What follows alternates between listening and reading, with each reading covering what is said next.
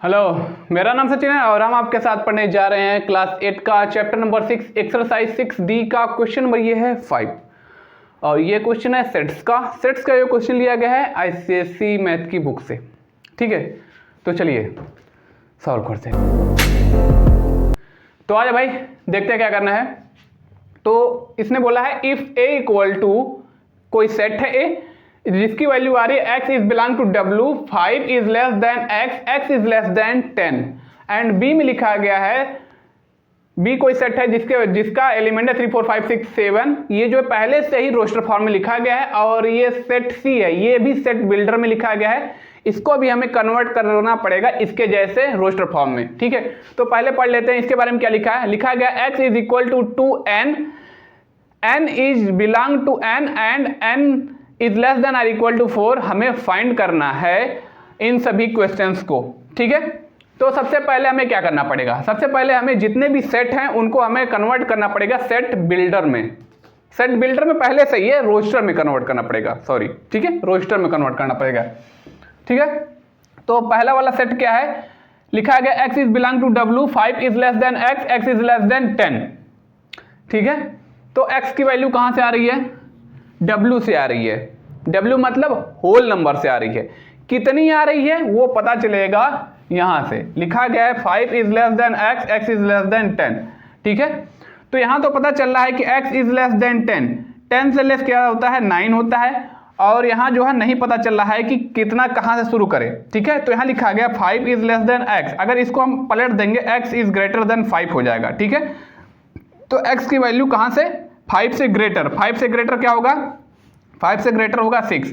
तो 6 से ले 6 और 9 तक आएगी किसकी वैल्यू, सेट ए की वैल्यू।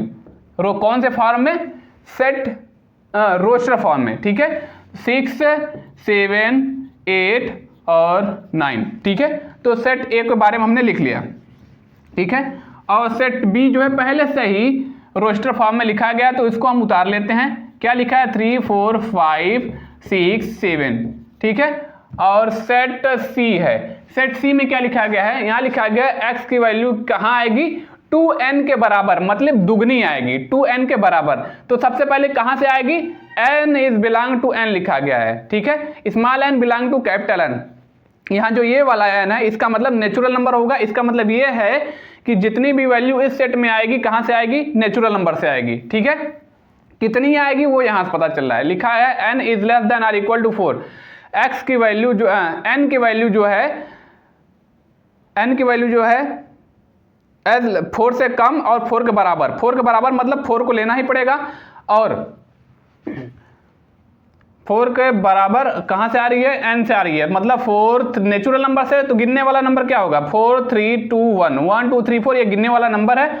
और कितनी आ रही है, 2n के बराबर, x की वैल्यू 2n के बराबर। ठीक है, 2n मतलब दो, इसको इन सभी को अगर n मान लिया जाए, ठीक है, n इक्वल टू ये है 2n का मतलब दुगना n हमें करना है।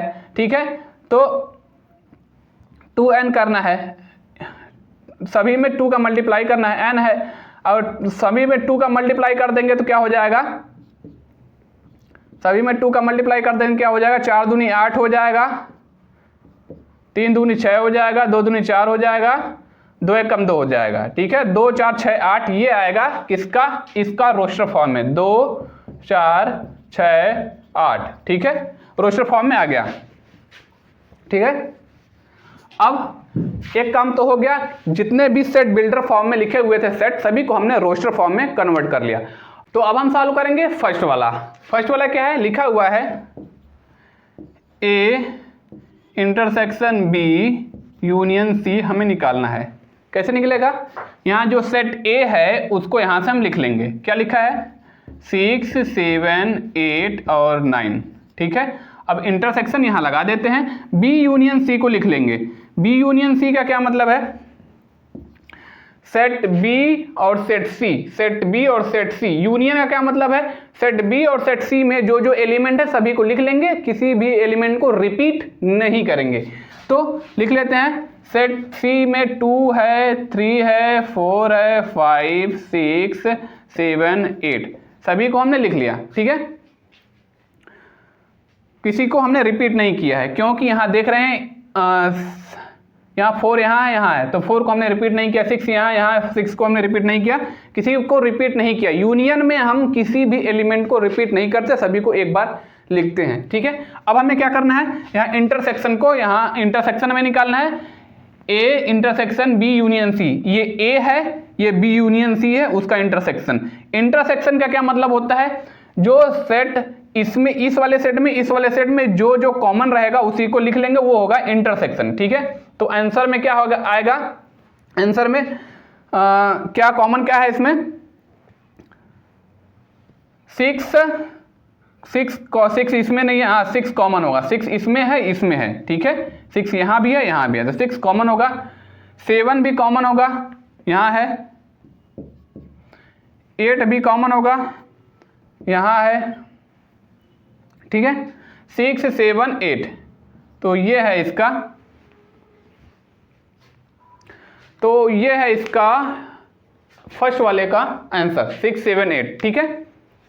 तो आंसर हम एक तरफ लिख लेते हैं, क्योंकि मिटा देंगे तो फिर मिलेगा नहीं। ये किसका है, फर्स्ट वाले का आंसर क्या होगा, 6 7 8। ये हम क्यों लिख रहे हैं, क्योंकि हमें लास्ट में उस सेट को फिर से लिखना है जो जो इक्वल होंगे, जिसका आंसर इक्वल होगा उस सेट को हमें यहाँ फिर से आंसर में लिखना होगा, ठीक है। अब हम सॉल्व करेंगे सेकंड वाले के लिए।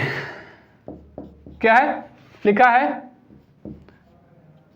B union A intersection B union C, ठीक है। तो इसमें हमें क्या, सबसे पहले बी यूनियन ए और बी यूनियन सी को निकालना पड़ेगा, ठीक है।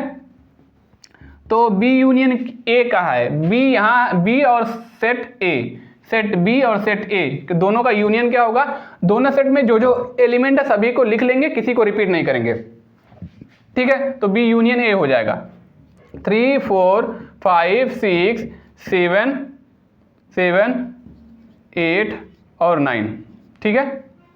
ये हो गया बी यूनियन ए हो गया, ठीक है। 3 4 5 6 7 8 9 ये हो गया।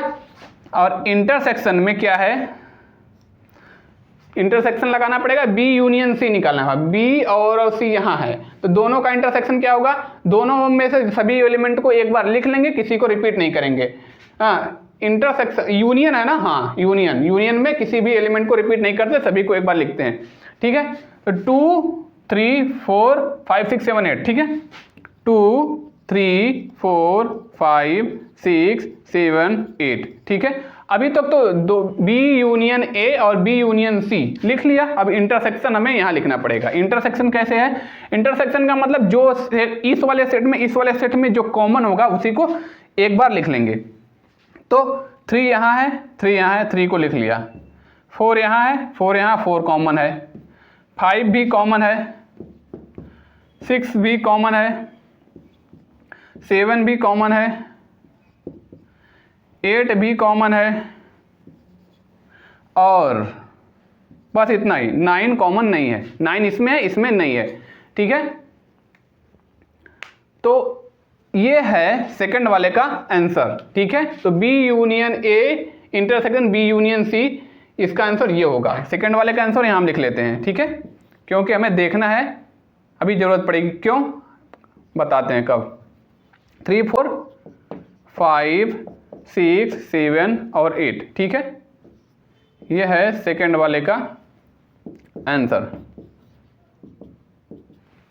अब हम सॉल्व करेंगे थर्ड वाला। फर्स्ट हो गया, सेकंड वाला, अब थर्ड वाला हम सॉल्व करेंगे। फर्स्ट हो गया, सेकंड हो गया, अब थर्ड वाला सॉल्व करेंगे। इसके बारे में क्या लिखा गया है, लिखा गया है B union A intersection C, ठीक है। तो ये हमें निकालना है। तो बी किधर है, बी इधर है, तो 3 4 5 6 7 ये लिख लिया। और यहाँ यूनियन ए इंटरसेक्शन सी, ए इधर है, सी इधर है, ए इंटरसेक्शन सी निकालना है। इंटरसेक्शन का मतलब क्या होता है, यहाँ जो एन है ये सिंबल इंटरसेक्शन का है। इंटरसेक्शन का मतलब क्या है, सेट ए और सेट सी दोनों में जो कॉमन होगा उसको जो है यहाँ हम लिख लेंगे, ठीक है। तो कॉमन क्या है, ए और सी में, सेट ए और सेट सी में 6 कॉमन है, ठीक है। 6 कॉमन है, 6 कॉमन है, 2 तो कॉमन नहीं है, 4 भी कॉमन नहीं है, 6 कॉमन है, 7 भी कॉमन नहीं है, इस वाला इसमें भी नहीं है, 8 कॉमन है, ठीक है। 6 और 8 ये कॉमन मिला। अब हमें क्या करना है, यहाँ है यूनियन का सिंबल, तो हमें यूनियन यहाँ लिखना पड़ेगा। तो यूनियन क्या होगा, यूनियन का मतलब यह है कि इस सेट में और इस सेट में जो जो एलिमेंट है सभी को एक बार लिख लेंगे, किसी को रिपीट नहीं करेंगे, ठीक है। तो क्या है, 3 है, 4 है, 5 है, 6 है, 7 है, 8 है, ठीक है। तो सभी को 6 इसमें है, 6 इसमें, उसको रिपीट नहीं किया, 8 इसमें है, इसमें किसी को रिपीट नहीं किया, 6 से लेके 8 तक है। तो ये है थर्ड वाले का आंसर। तो थर्ड वाले को भी हम यहाँ लिख लेते हैं, ठीक है, 3 4 5 6 7 8, ठीक है। अब हम सॉल्व करेंगे फोर्थ वाला। क्या है फोर्थ वाले में, लिखा गया है A intersection B union A intersection C, ठीक है। तो A intersection B union A intersection C, ठीक है। तो सबसे पहले हमें निकालना पड़ेगा A इंटरसेक्शन B। इंटरसेक्शन का मतलब A और B, A इंटरसेक्शन B का मतलब सेट A और सेट B में जो जो कॉमन होगा, सेट A और सेट B में जो जो कॉमन होगा उसको जो है हम लिख लेंगे। तो 6 कॉमन है, ठीक है, ठीक है, 6 कॉमन है, 7 कॉमन है, 8 कॉमन तो नहीं है, 9 भी कॉमन नहीं है, ठीक है। तो बस इतना ही मिला और यहाँ यूनियन लगा देंगे A intersection C। Set A और सेट C में जो इंटरसेक्शन मतलब इसमें जो कॉमन होगा उसको लिख लेंगे सेट A और सेट C में। तो 2 तो कॉमन नहीं मिल रहा है, 4 भी कॉमन नहीं मिल रहा है, 6 कॉमन मिल रहा है और 6 कॉमन मिल रहा है, 7 कॉमन मिल रहा है, ठीक है। इसमें भी सॉरी 6 कॉमन मिल रहा है और 8 कॉमन मिल रहा है, क्योंकि इसका और इसका है ना सेट A और C का 8 कॉमन मिल रहा है। 2 4 नहीं कॉमन मिला, 6 कॉमन मिला, 8 कॉमन मिला, ठीक है। तो ये है इसका आंसर। नहीं है, आंसर नहीं है, क्योंकि अभी हमें ये निकालना बाकी है, यूनियन निकालना बाकी है। तो यूनियन का मतलब है set A intersection B, set इस वाले सेट में जो जो नंबर है सभी को लिख लेंगे, किसी को रिपीट नहीं करेंगे, ठीक है। तो क्या हो जाएगा, ये हो जाएगा 6 7 8, ठीक है, 6 7 8 लिख लिया। तो ये है फोर्थ वाले का आंसर, 6 7 8, ठीक है। तो ये है इसका आंसर। अब क्या करेंगे, देखेंगे name the sets which are equal, देखना है कि इन सेट में कौन सा इक्वल है। तो हमने आंसर तो अलग से लिख लिया है, तो इसी में से देख लेते हैं सेट कौन सा इक्वल है।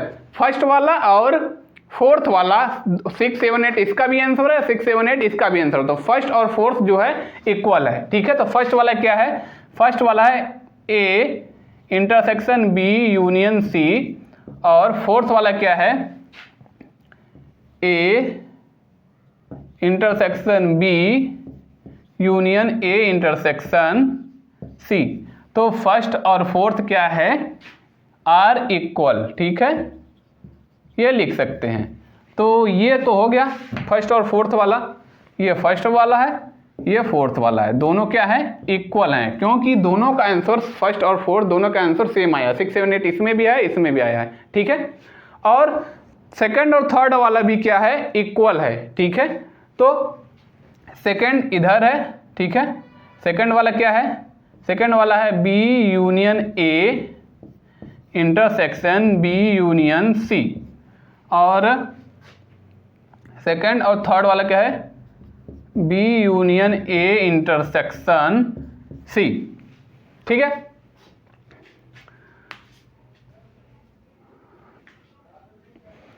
तो ये रहा ये क्वेश्चन का सारा आंसर और ये सब भी, ठीक है। तो अब आई मुद्दे की बात समझ में आई हो तो वीडियो लाइक करिए और चैनल सब्सक्राइब। बाय।